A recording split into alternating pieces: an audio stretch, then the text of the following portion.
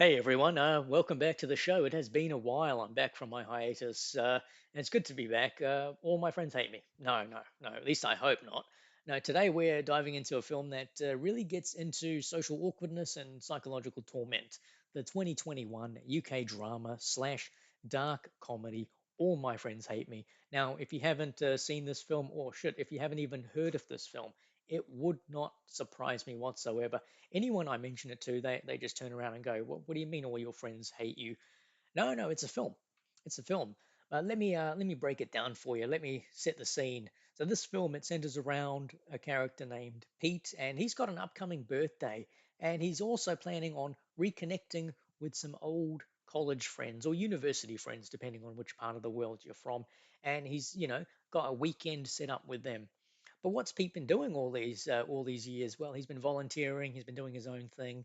He's been growing apparently, this is a big moment for him. This reconnection.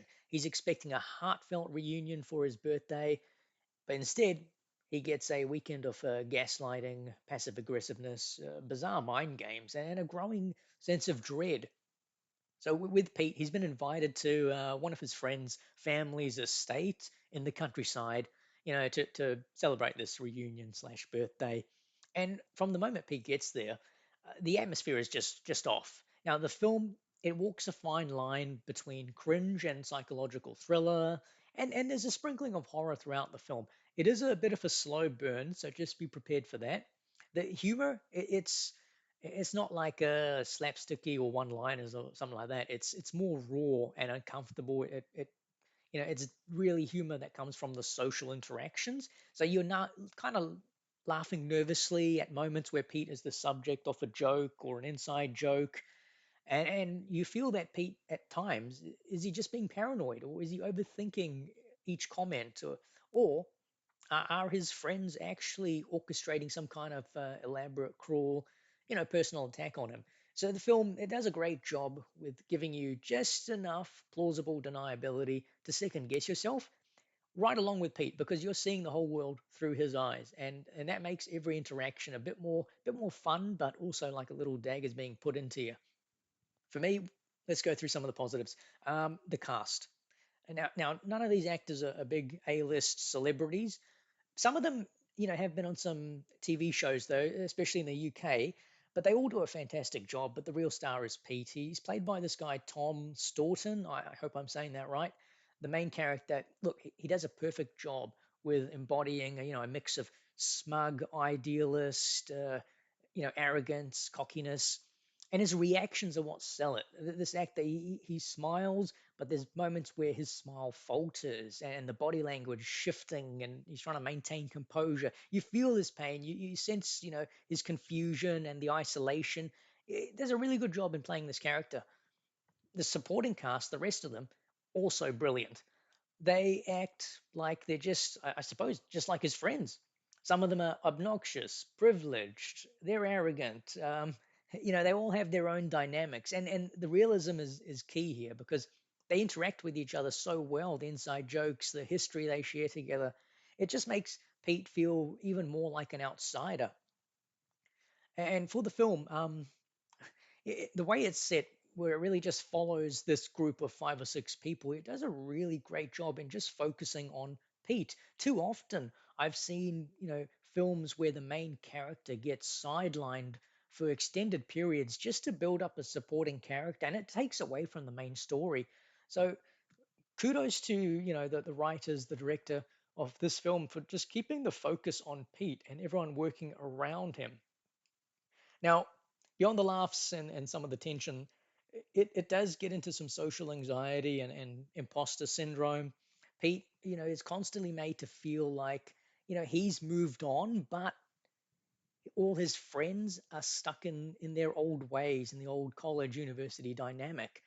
And Pete, he's trying to get back in, he's trying to fit back into that world, but all his friends don't see him anymore like that.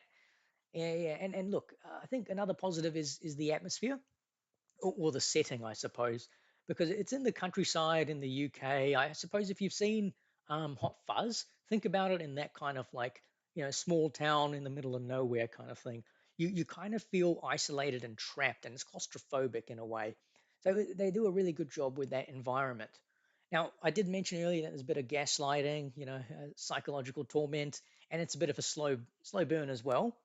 The way they set it up, you could forgive yourself in thinking that it's going to end up like Wicker Man, but you need to step back from that because this isn't a horror film.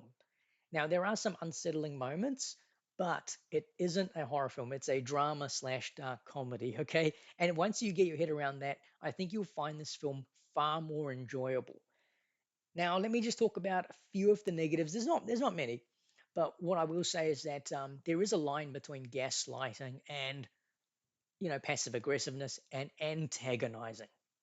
And at times, they antagonize the main character. And in most situations, for normal people out there, when you get antagonized, you simply walk away or you retaliate. You don't just, sit there and take it. Whereas with gaslighting and passive aggressiveness, you could do that. But yeah, it's kind of minor, but I found that, yeah, there were too many, I guess, little moments where he was being antagonized. Another thing for me that got me was the ending was a little lackluster. Now, I did mention it's a bit of a slow burn, but I think, I wasn't expecting some kind of Wicker Man style ending, but I felt that there was a little bit more of a kick that was needed at the end to really push it to, like, I guess, top tier, to cult status. But overall, personally, I give this film a 7.5 out of 10. It's very solid for what it is.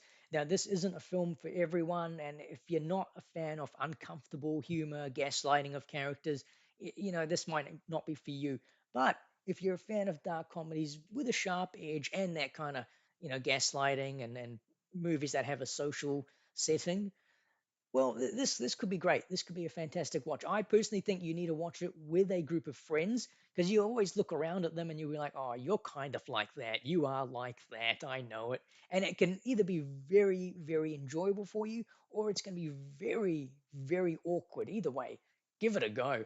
Look, I know I've been gone a while, but yeah, hopefully I'll start putting up more content throughout the weeks. And look, hey, if you want to, subscribe or like, go for it. Other than that, that's me for the day.